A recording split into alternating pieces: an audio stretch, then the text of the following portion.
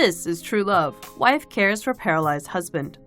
In China, the media covered the plight of a newlywed couple whose lives met with tragedy before their marriage had even begun. Mr. and Mrs. Zhao were 24 and 23 years old. They'd only gotten married in March of this year. They'd only been married a few days when Mr. and Mrs. Zhao drove over to the city office to pick up their marriage certificate. The two newlyweds were involved in a traffic accident on their way to the city office. Mrs. Zhao has since then recovered from her injuries, but Mr. Zhao spent several hours in surgery and nearly died. Doctors were able to save his life, but the accident has left Mr. Zhao partially paralyzed. Despite her husband's urging to leave him and seek her own happiness, Mrs. Zhao has stuck with her husband, taking over his daily care. She spent the couple's savings on her husband's medical care and even sold her wedding ring to be able to buy medical equipment to allow her to continue to care for her husband at home. So far, the couple has spent a little under $70,000 in just 6 months on medical care alone.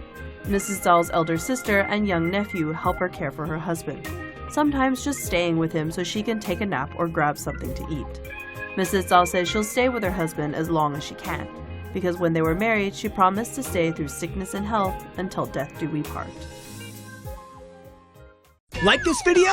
Don't forget to subscribe and follow us on Facebook, Google+, and Twitter.